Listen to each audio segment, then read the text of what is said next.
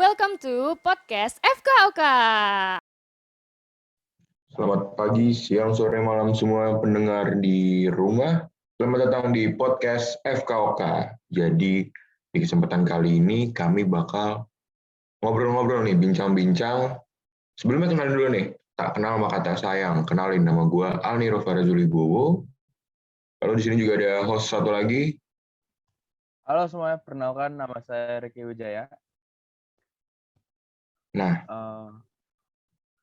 Pada kali ini kita bakal ngobrol-ngobrol singkat, ngobrol-ngobrol santai dengan beberapa teman-teman kita. Sebelumnya, seperti yang sudah tadi kita bilangin, nama saya Ricky Wijaya, saya biasa panggil Ricky. Saya dari SMA Kolese Gonzaga. Dari Niro. gue dari Kolose Canisius.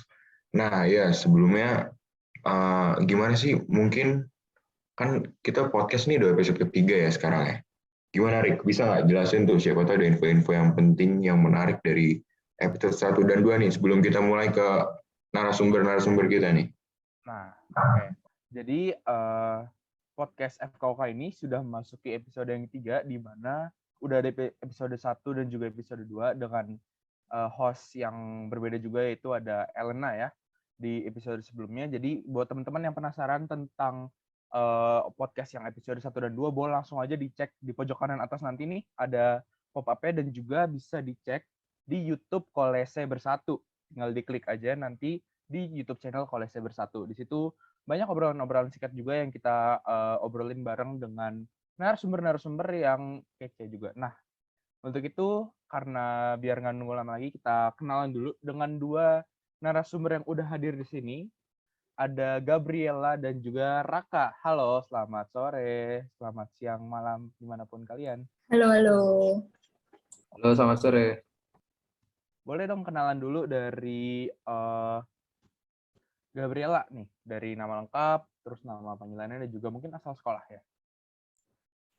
Halo semuanya. Kenalin, nama aku Gabriela Mandari Putri. Biasanya dipanggil Ella. Aku dari Kolese Loyola.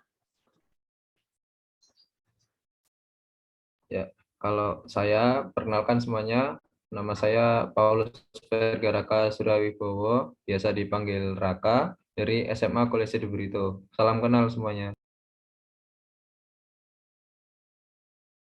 Oke, salam kenal semuanya. Nah, tadi nih narasumber-narasumber kita tuh udah kece banget ya, tadi udah kenalin diri. Nah, sekarang kita langsung bahas aja nih. Di podcast episode 3 kali ini tuh kita mau bahas apa sih? Kita bahas nih, tema di episode kali 3 ini adalah ciri khas dan karakteristik Kolose. Nah, kenapa nih? Kenapa tema ini yang kita pakai buat episode ketiga ini? Karena seperti yang kita tahu nih ya, Kolose itu kan beda banget nih sama sekolah-sekolah pada umumnya. Karena di Kolose ini ada banyak kekeluargaan, ada banyak hal unik, dan juga banyak hal yang bisa diambil. Nah, kalau misalnya udah dengerin episode 1 dan episode 2, pasti di episode ketiga ini bakal dapat banget sih feel-nya. Karena emang ciri khas dan karakteristiknya tuh kuat banget lah. Dan ini bakal kita tanya-tanya nih, kita bakal ngobrol bareng narasumber yang keren-keren tadi. Nah, gimana Rick? Langsung aja. Ya, bener banget. Apalagi kita di sini tuh semuanya dari kolese yang berbeda ya. Saya dari Gonzaga, Niro dari CC, terus Raka juga dari De Brito, dan Gabriela dari LC. Namun walaupun beda-beda nih, kalau misalnya kata pepatah beda-beda tapi tetap satu gitu. Kita tetap berada di naungan kolese, itu naungan Jesuit. Itu salah satu yang akan kita bahas nanti. Nah, jadi sebelum kita ke topik pembicaraan, kita mau ngobrol-ngobrol dulu. Mungkin saya mulai sama Ella ya. Halo Ella. Apa kabar? Halo. Baik. Belakangan lagi sibuk apa? Baik. Sekarang Loyola nih lagi ada program namanya MIPET. Ya, lagi sibuk kepanitiaan itu sih. Oh, oke. Kalau Raka gimana, Raka? Kalau JB ya untuk kesibukan sekarang lagi ngelaksanain PAS itu. Oh, lagi PAS. Oke. Niro lagi ngapain, Nir? Gimana ya? Kalau gue sih hari ini lagi lumayan padat sih. Mau ada persen nih. Terus kemarin juga, sekarang lagi PS offline nih. Ini gue baru pulang dari PS offline. JB PS juga offline nggak nih? Atau masih dari rumah? Beberapa udah ada yang masuk sekolah dan beberapa masih harus ada yang di rumah gitu. Kayak setengah-setengah lah hybrid gitu. Tapi udah masuk tahap 3 untuk Oh iya, offline. sama. Dan sama Loyola udah belum bahas nih? Loyola udah selesai dari kemarin Wih, Selasa. enak banget. Gue sih Tapi gimana, Bar? full offline. Full online. Oh, Full full online. online. Gue sama kayak LC sih, dia masih full online dan masih berjalan kalau pada saat kita record ini tanggal 6 Desember itu masih jalan sampai nanti tanggal 10. Ya, lumayan lah 2 minggu. Juga ya. Kepake tuh otaknya tuh. Ya udahlah. Lumayan. So aja nih. Mungkin bisa kali ya gue nanya beberapa hal nih tentang ciri khas sama karakteristik Kolose nih. Mulai dari Ella kali ya. Gimana nih Ella nih? Halo? Halo. Nah, Tentang Ella, Kolese. Iya. kan berarti lu udah tahun kedua atau tahun ketiga nih? Ada di Tahun LC. ketiga. Tahun ketiga nih ya. Nah, boleh kali cerita-cerita sedikit nih tentang apa aja sih yang tentang spirit sama karakter Kolose yang lu ketahuin deh dari tahun ketiga lu di LC ini. Yang pasti ini ya nilai 4C. Competence, conscience, compassion, sama komitmen itu kayak jadi makanan sehari-hari ya buat anak-anak Kolese. Dan itu benar-benar jadi nilai-nilai yang dihidupin bahkan di luar kehidupan sekolah. Selain itu juga aku ngerasa banget kekeluargaan di Kolese itu kental banget ya, karena buat aku teman-temanku itu tuh benar-benar jadi lingkungan yang nyaman banget buat aku berkembang dan bertumbuh secara rohani maupun jasmani. Itu sih yang aku dapat selama 3 tahun di Kolese. Oke, thank you Ella. Kalau dari Raka, di JB juga ada Pace, apakah ada tambahannya atau apa tuh? Kalau di JB biar makin lengkap kita ada 1L5C. Jadi 1L tuh L-nya leadership, terus yang 5 tuh aku lupa antara compassion, competence, conscience, sama 2 lagi aku lupa gitu. Nah, terus untuk balik ke pengalaman selama 3 tahun ya, misalnya aku tahun terakhir di JB dan semoga aja lulus tepat waktu bukan pada waktu yang tepat ya. Itu jadi untuk kira-kira untuk pengalaman dan nilai-nilainya itu bisa banget dihidupi untuk kehidupan sehari-hari juga, bukan hanya untuk kehidupan sekolah. Terus kemudian aku juga terpintas pikiran bahwa lo ini JB itu sekolah mahal loh. Jadi itu anak-anaknya ya pasti berkualitas lah di sini tuh. Yaudah akhirnya aku milih masuk ke JB kan. Dan setelah aku lihat-lihat emang benar anak-anaknya berkualitas ya, bukan main sih anaknya. Betul juga tadi dibilang keluarganya juga kental, juga baik. Terus relasi antar alumni dengan siswa dan para guru juga masih baik gitu sih yang bisa aku dapat selama pengalaman 3 tahun berproses di JP gitu. Oke, thank you banget. Nah, setuju sih dengan nilai 4C yang jadi makanan sehari-hari ya buat kita semua, baik dari kolese manapun tuh pasti ada tuh minimal 4C nilai-nilai yang diturunin dari penurut kita. Oke, selanjutnya aku mau nanya nih, mungkin ke Raka dulu nih. Ada nggak sih, kan tadi kita udah bahas 4C-nya nih. Apa contoh pengalaman yang berkaitan dengan 4C atau karakter kolese gitu, dan Raka sampai sekarang tuh masih inget-inget dan menjadi makanan sehari-hari gitu. Realisasinya seperti apa sih? Waduh, untuk nilai-nilai gitu ya itu aku gak pinter ngapal secara teori ya. Jadi mungkin kalau dari aku berdasarkan nilai-nilai tersebut ya yang paling aku bisa pegang sampai sekarang itu nilai-nilai to be meant for and with others. Terus 1L5C tadi khususnya di bagian conscience sama leadership karena itu membuatku cukup beradaptasi di masa pandemi sekarang ya karena aku juga satu terpisah dari teman-teman harus juga mengalami situasi daring juga. Ini aku minta maaf loh kalau misalnya rumahku ini agak berisik ada kayak suara-suara gitu, sorry banget ya.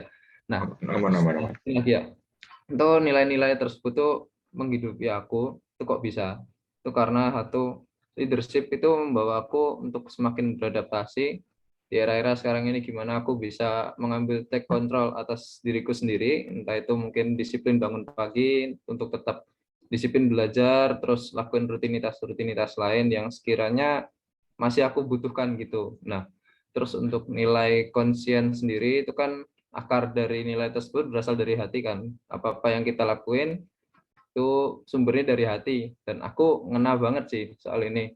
Jujur aja ada kayak satu pergolakan besar yang aku alami dari proses kelas 11 ke kelas 12 ini. Hitung-hitung kan dulu aku termasuk orang yang edik banget, yang suka banget sama olahraga basket kan. Dan kayak basket itu udah jadi separuh hidupku gitu loh. Kalau aku nggak basket, nggak olahraga itu kayak kurang, ada yang kurang gitu kan. Nah, terus suatu kali itu kan ini kena pandemi. Nah, aku harapan awal masuk ke JB itu kan ya tau lah pengen jadi bagian dari tim basketnya JB juga, yaitu udah impian semua anak sih yang pengen masuk ke JB. Terus pas dibenturin sama situasi itu, aku jadi mikir ulang, lah aku nih nggak basket tuh aku ngapain gitu loh.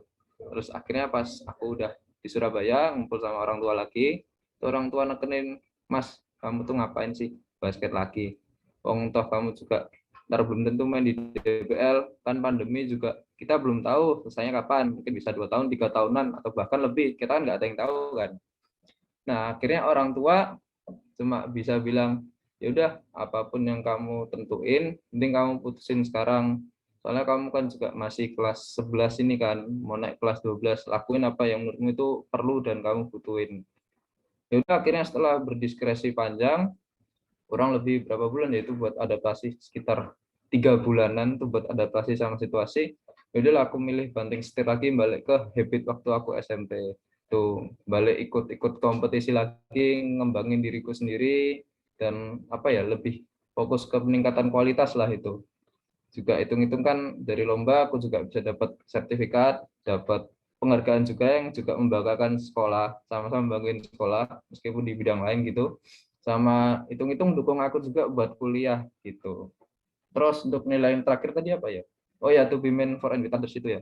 Menurutku ini adalah nilai yang tidak membatasi relasi antara pria dengan pria, karena kan konteksnya kan di situ tuh be men for and with others kan. Men kan dikondisikannya sebagai seorang cowok. Nah, menurutku ini nilai yang harus dimiliki oleh semua orang ya, tidak terbatas pada laki-laki, terutama dalam mengatur relasinya dengan sesama.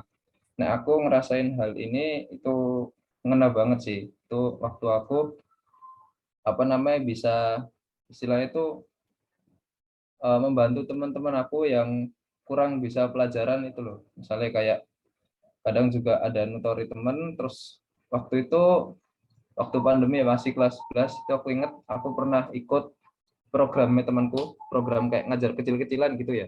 Kayak ngajar kecil-kecilan, ngajar anak SMP gitu. Mata pelajaran waktu itu aku ngajar geografi, enggak bidang IPS gitu. Pas aku ngajar itu aku jadi kadang tuh mikir, walah gini tuh jadi rasanya jadi guru tuh enak kayak gini kan. Terus juga akhirnya bisa senang juga ngeliat adik-adik kelasku tuh belajar gitu, kayak mereka mati banget meskipun ya inilah karena kan via daring gitu. Mungkin itu aja dari aku, sorry nih kepanjangan. Tapi banyak banget ya. Kalau tadi lu cerita nih, gue lihat tuh benar-benar gimana cara lu milih dan gimana cara lu ya lu mikirin lah ke depannya gimana tuh, benar-benar itu didikan kolose banget ya kalau gue bilang sih. Itu sih dari cerita panjang lu tadi nih. Ya sekarang coba gue nanya Ella nih. Ella, kalau menurut lu nih, apakah kolose ini hanya identik pada ciri atau karakteristik Jesuit atau gimana kalau menurut lu? Kalau menurut aku anak-anak kolese itu pastinya lebih ya dari cuma sekedar identik dengan karakter-karakter Yesuit. Tetapi menurut aku nilai-nilai yang diajarkan itu, nilai-nilai Yesuit itu yang diajarkan setiap hari di sekolah yang menjadi makanan sehari-hari kita itu menjadi landasan utama kita untuk berkembang secara rohani dan jasmani. Tapi tentu saja kita lebih dari itu. Menurutku lebih kayak contohnya nih, misalnya anak kolese itu menurutku terkenal karena kerja kerasnya, karena etos kerjanya yang bagus, yang kalau udah punya suatu keinginan pasti akan mengejar tujuan tersebut. Itu terbentuk dari lingkungan kita yang punya semangat kompetens, terus juga didukung juga oleh guru-guru yang kalau mengajar pun juga ada semangat kompetensinya juga. Lalu juga kita kan sangat-sangat ya diharuskan untuk jujur karena semangat conscience itu juga. Nah, itu menurutku sangat-sangat mendukung kita untuk memiliki sifat itu, kerja keras tadi. Menurutku itu. Oke, thank you banget Ella dan juga Raka atas sharingnya yang benar-benar ya insightful walaupun pertemuan kita yang sangat singkat gitu, tapi setidaknya semoga teman-teman yang nonton di rumah juga mengerti dengan apa yang kita sampaikan dan nggak bisa ya, susah rasanya untuk membagikan pengalaman kita yang baik itu baru 2 tahun ataupun 3 tahun di kolese dengan waktu yang singkat itu. Dan sebenarnya mungkin kalau misalnya terdengar di mata orang tuh sangat idealis, padahal kalau misalnya kita udah di sekolah di kolese sendiri bakal ngerasain bener-bener yang namanya landasan itu, suatu hal yang bisa menjadi pacuan kita untuk gak cuma di SMA doang tapi buat nanti ke depannya juga kan. Dan terima kasih banyak karena dari teman-teman Ella dan juga Raka udah mau menyempatkan waktunya di podcast FKUK yang ketiga kali ini. Terima kasih banyak karena kalian udah ikut berpartisipasi, udah ikut sharing bersama, dan juga makasih banget buat teman-teman yang udah ngedengerin podcast FKUK pada episode 3 kali ini. Untuk itu dengan berat hati kita harus mengakhiri podcast FKUK pada episode ketiga kali ini karena juga waktunya sangat mepet. Terima kasih banyak semuanya. Sampai jumpa di kegiatan kita selanjutnya. Dadah. Thank you semuanya, dadah.